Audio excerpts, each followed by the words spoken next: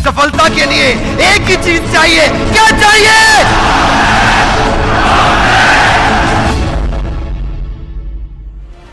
आज मैं कई ऐसे लोगों की बात कर रहा हूं जिनके जीवन से मुझे बड़ी इंस्पिरेशन मिली। केवल जिद्दी आदमी ही इतिहास रचता है, क्योंकि जिद्दी आदमी के पास एक महान लक्ष्य होता है। एक ऑर्डिनरी आदमी तो केवल तनख्वाह और इंसेंटिव देखता है, और जिद्दी आदमी बहुत बड़े महान लक्ष्य के साथ इतिहास रच देता है। हमारे देश के मुसलमान नाविक के बड़े गरीब बच्चे थे, शुरू से ही पढ़ाई में बहुत तेज थे, साइंटिस्ट बन गए, डीआरडीओ छोड़ के इसरो में चले गए। नासा में जा सकते थे, लेकिन डीआरडीओ छोड़ के इसरो में चले गए क्योंकि देश की सेवा करना चाहते थे। एक के बाद एक, एक के बाद एक, एक के बाद एक, ये कई मिसाइल बनाते चले गए। हमारे देश का सम्मान बढ़ाने के लिए दुनिया को दिखा दिया कि भारत के पास भी साइंस की ताकत है, और इनको मिसाइल मैन के नाम से जाना जाने लगा। पीएचडी करना चाहते थे, नहीं कर पाए, लेकिन बाद में दुनिया भर की सारी यूनिवर्सिटीज ने अपनी पीएचडी की डिग्री इनको ऑनररी दे दी। हमारे देश के राष्ट्रपति हुए, इनका नाम है एपीजे अब्दुल कलाम।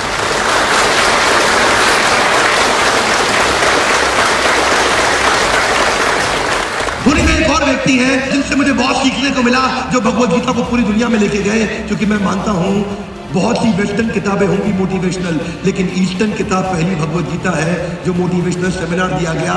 हमारे देश के कॉन्स्टिट्यूशन में कई अमेंडमेंट हुए, 5000 साल से भगवद गीता में कोई अमेंडमेंट नहीं हुआ।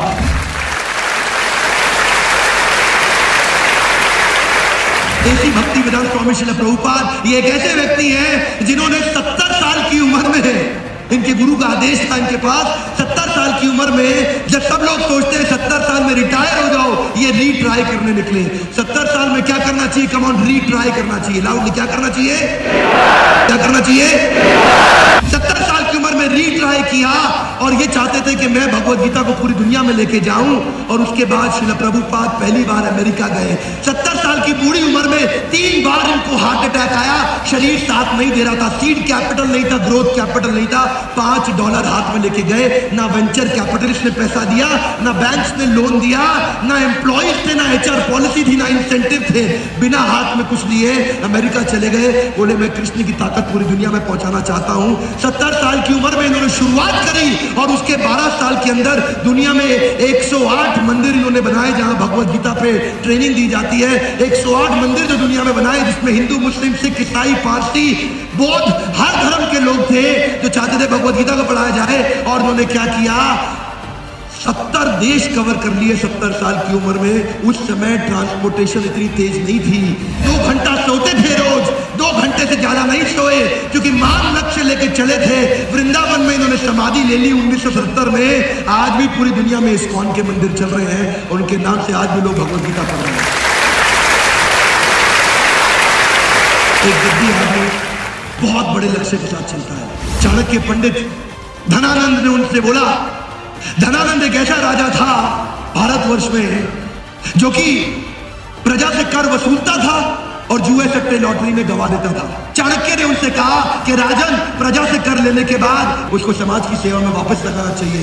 धनानंद को यह बात पसंद नहीं आई, और भले राज्य में उनको बोला निकल जाओ यहां से। चाणक्य जब नीचे गिरे तो वो ब्राह्मण थे, उनकी शिखा खुल गई। उठने के बाद उन्होंने संकल्प लिया, जब तक तेरे पूरे साम्राज्य को समाप्त करके अखंड भारत के अंदर एक महान राजा नहीं ला दूंगा, तब तक मैं ये शिखा नहीं बांधूंगा। क्योंकि चाणक्य अखंड भारत का निर्माण करना चाहते थे। चाणक्य ने, छोटा सा बच्चा था चंदू, जिसको चाणक्य पंडित ने उठाया, चंदू को चंद्रगुप्त नाम दिया, और उसकी मां मूरा को मौर्य डायनेस्टी का नाम दिया। एक महान लक्ष्य के साथ चले थे। केवल जिद्दी आदमी ही इतिहास रचता है, और उन्होंने अखंड भारत का निर्माण कर दिया। जो आदमी बड़ा सोच सकता है वो बड़ा कर सकता है। छोटी सोच और पाँव की मोच इंसान को दूर जाने नहीं देती।